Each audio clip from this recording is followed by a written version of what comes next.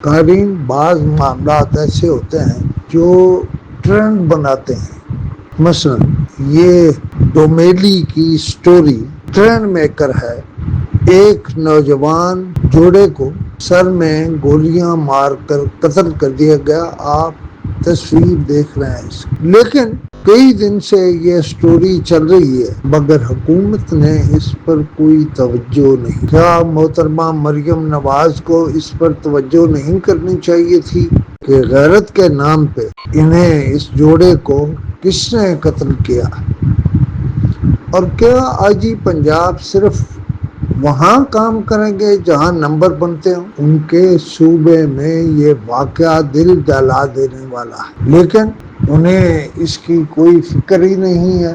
اصل تو معاملہ ہی یہ ہے، دہشت گردی نے بہت ساری خبروں کو چھپا رکھا ہے اور اس کے پیچھے بہت سارے لوگ چھپے، جن میں پنجاب پولیس بھی ہے۔ میں سٹوری آپ سے شیئر کرتا ہوں اور وہ لکھی ہوئی سٹوری ہے، لیکن میں یہ پوچھتا ہوں محترمہ مریم نواز صاحبہ سے اور پنجاب کی سینئر وزیر محترمہ مریم اورنگزیب سے کہ کیا کوئی اس سے بڑا واقعہ ہو سکتا ہے، اور کیا ہم اتنے بڑے واقعے کی خاموشی سے چیزیں دیکھتے رہیں گے؟ ایسا نہیں ہے۔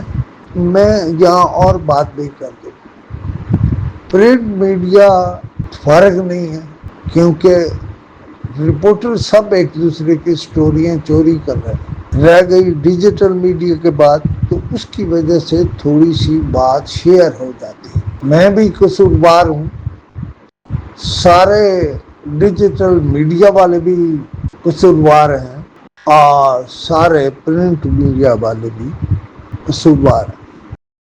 تو یہ پڑھیے ایک سٹوری جو میرے ایک شاگرد قاسم نواز میں، جو ہر وقت درگاہوں پر رہتا ہے، چشتی صابریوں کی درگاہوں پہ رہتا ہے، اس نے شیئر کی ہے۔ مجھے خیال آیا کہ اس پر بات کرنی چاہیے، تو پڑھیے سٹوری۔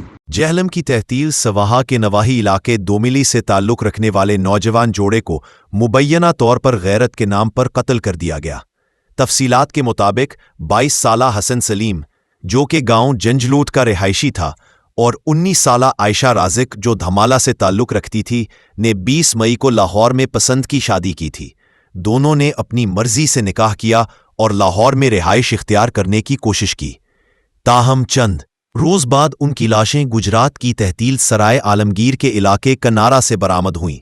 پولیس کے مطابق ابتدائی شواہد سے پتہ چلتا ہے کہ دونوں کو سر میں گولیاں مار کر قتل کیا گیا، جس سے ظاہر ہوتا ہے کہ یہ غیرت کے نام پر کیا گیا ایک افسوسناک واقعہ ہے۔ عائشہ کے والد نے بیٹی کی گمشدگی کی رپورٹ 20 مئی کو تھانہ ڈومیلی میں درج کروائی تھی۔